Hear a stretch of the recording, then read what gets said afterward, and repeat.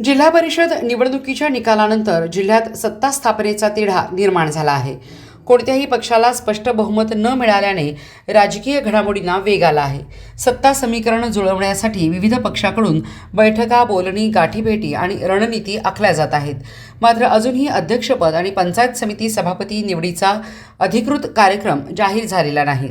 जिल्हा प्रशासनाने वरिष्ठांकडून मार्गदर्शन मागवले आहे. लवकरच कार्यक्रम जाहीर केला जाईल असे सांगितले जात असले तरी नेमकी तारीख स्पष्ट नसल्याने इच्छुकांमध्ये उत्सुकता वाढली आहे.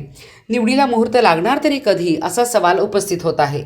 जिल्हा परिषदेच्या 61 आणि 10 पंचायत समितीच्या 122 जागांसाठी झालेल्या निवडणुकीचा निकाल दिनांक 9 फेब्रुवारी रोजी जाहीर झाला.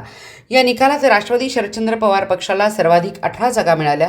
त्यापाठोपाठ भाजपला 16, काँग्रेसला 11, राष्ट्रवादी अजित पवार पक्षाला 6, शिंदे शिवसेनेला 7, तर रयत क्रांती, जनस्वराज्य शक्ती आणि शिवसेना उभाटा या पक्षांना प्रत्येकी 1 जागा मिळाली.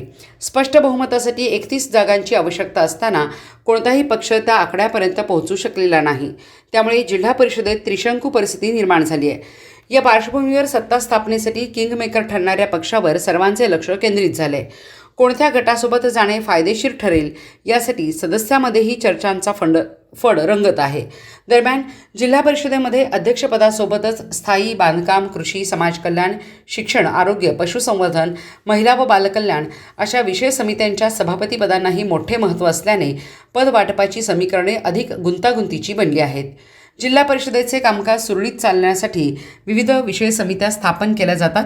अध्यक्ष हे स्थायी व जलसंधारण समितीचे पदसिद्ध सभापती असतात. उर्वरित समित्यांच्या सभापतींची निवड अध्यक्ष उपाध्यक्ष निवडीनंतर केली जाते. मात्र या संपूर्ण प्रक्रियेपूर्वी पंचायत समित्यांच्या सभापतींची निवड होणे आवश्यक आहे. कायद्यानुसार हे सभापती अध्यक्षपदाच्या निवडीच्या बैठकीला उपस्थित राहणे आवश्यक आहे. त्यांना मतदानाचा अधिकार नसला तरी त्यांची उपस्थिती प्रक्रिया पूर्ण करण्यासाठी गरजेची आहे. जिल्हा परिषद निवडणुकीच्या निकालानंतर प्रथम गॅझेट तयार केले जाते. त्यानंतर पंचायत समिती सभापती निवड, मग जिल्हा परिषद अध्यक्ष उपाध्यक्ष निवड आणि शेवटी विषय समित्यांच्या सभापतींची निवड असा क्रम पाळला जातो. गेल्या अनेक वर्षापासून ही परंपरा ठराविक तारखांना पार पडत आली आहे. 1997, 2002, 2007, 2012 आणि 2017 या निवडणुकांमध्ये दिनांक 14 मार्चला पंचायत समिती सभापती आणि त्यानंतर 7 दिवसांनी म्हणजेच 21 मार्चला अध्यक्ष निवड होत होती. त्यामुळे यंदाही त्याच धर्तीवर कार्यक्रम जाहीर होईल का याकडे राजकीय वर्तुळाचे लक्ष लागले आहे. तसे झाले ना तर महिन्याभरातच अध्यक्ष खुर्चीवर बसतील. दरम्यान 2022मध्ये निवडणुका न झाल्याने जिल्हा परिषदेत प्रशासकीय राजवट लागू झाली होती.